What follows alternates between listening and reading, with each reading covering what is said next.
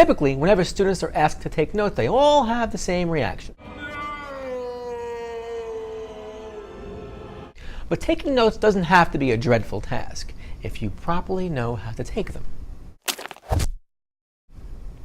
One of the many skills you will be practicing over the course of the year is to read and interpret information from your science textbook pages and also to take good notes. However, many teachers take for granted that their students come to class knowing how to take meaningful notes or to read and interpret an informational textbook. Truth is, many people aren't taught the skills on how to understand the content presented to them in a school textbook.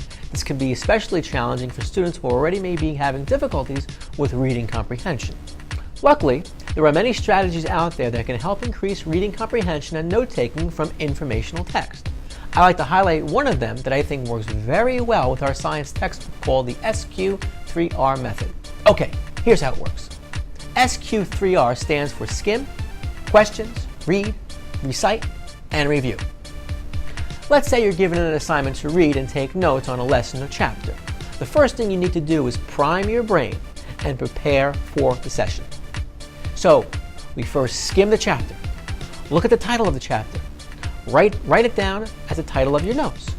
Does it have any essential question? If so, write it down as a subheading of your notes. Browse through all the paragraph headings, subheadings, captions, underneath any pictures, diagrams, as well as any bold words in the chapter. This will trigger any background knowledge you have about the topic, but don't read any of the print yet. Next, we'll jot down some questions. Our textbook makes this pretty easy. You see how each topic heading in our textbook are questions? Write these down. If they're a subheading in red, turn them into a question. Leave some space for answers and additional information later on. If you have a question of your own, put it down too. Don't limit yourself. Ask who, what, when, where, why, and how. Now you're ready to read, but read actively. This means as you read, check yourself for understanding by looking for information to answer the questions you've written down. See a word that's not in bold, but you don't know what it means? Have Google open and ready to type define and then the term. Do this for any vocabulary word you come across but are unsure of.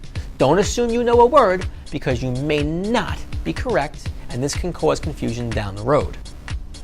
After each paragraph, ask yourself, do I understand this? Can I answer the topic's question? If so, move on. If a paragraph seemed confusing, not to worry. It's not about understanding the information on the first try. It takes practice. Reread the paragraph again. Textbooks have great patience, which you are also developing using this strategy. After you've read the assigned reading, answer the questions you wrote down in your own words and also write down any information you think is important in your own words. This includes any bold terms or words you Googled for their meaning. Writing it down in your own words is very important. The act of creating a shortened, condensed definition of a term or concept using your own language helps you better understand the concept and allows for you to retain the information in your brain.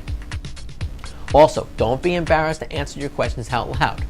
Talking through a question with yourself helps clarify what you understand and what you don't understand. It also helps identify what you're asking and how to go about phrasing it in a way that writing it on paper becomes easier. Finally, look back and review the notes you've taken down. This is the time you can add some information here or there while it's still fresh in your mind. This is also a great time to contact a friend in class about something that you still may have trouble with, or to write down a question for the teacher to bring with you the next time you're in class.